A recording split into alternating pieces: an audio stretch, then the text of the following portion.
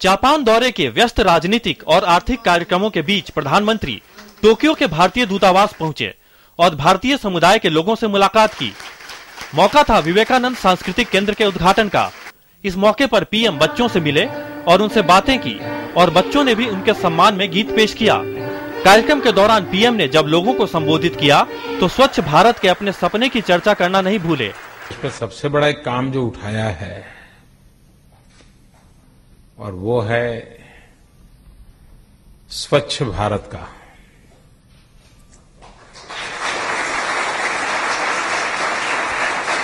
और मैंने देशवासियों के सामने एक बात रखी है कि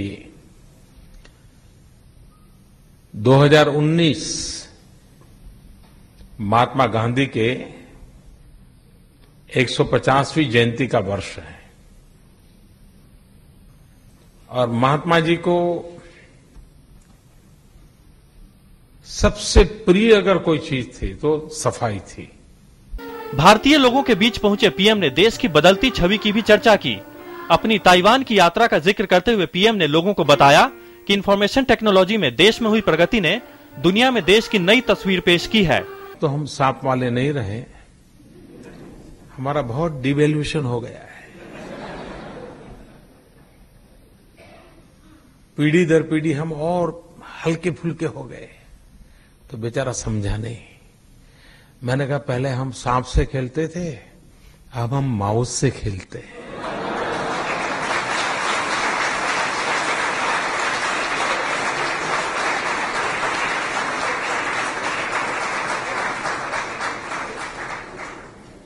पहले हम और सांप का खेल चलता था, अब हमारा डिवैल्यूएशन डिग्रेडेशन होते होते होते हम माउस से ऐसे जुड़ गए कि हम माउस को हिलाते हैं, दुनिया पूरी हिलती है। मैंने कहा। पीएम ने भारत के सेकुलर स्वरूप की भी चर्चा की और बताया कि जापानी प्रधानमंत्री से मुलाकात में उन्होंने शिंजो अबे को भगवत गीता भेंट की। हालांकि पीएम इस मौके पर अपने राजनीतिक विरोधियों पर चुटकी लेने से नहीं चूके। आपको जानकर के खुशी होगी, मैं गिफ्ट देने के लिए गीता ले आया था, भगवत गीता।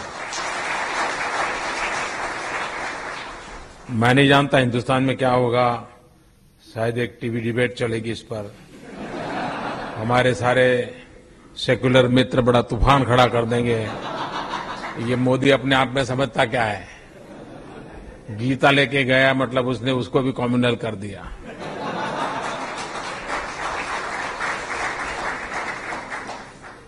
खैर उनकी भी रोजी रोटी तो चलनी चाहिए और अगर हम नहीं रहे तो कैसे चलेगी।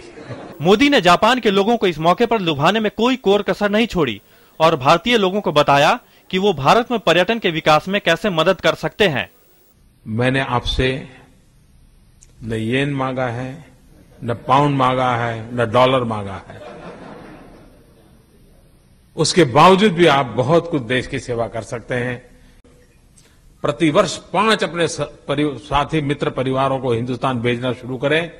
हिंदुस्तान का टूरिज्म दुनिया में कतई पीछे नहीं रहेगा। बड़ी सरलता से करने वाला काम है।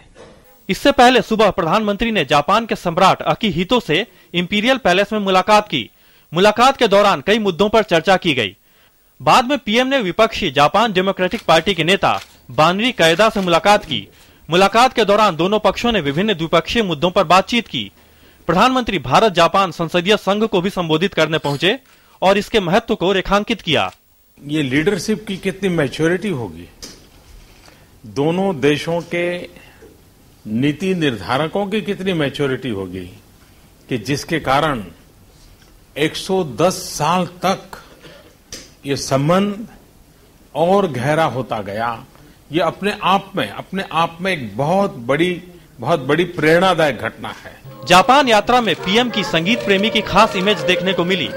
सोमवार को उन्होंने एक स्कूल में बांसुरी बजाकर लोगों का मन मोह लिया था, तो मंगलवार को एक समारोह में ड्रम बजाया और एक में बेल।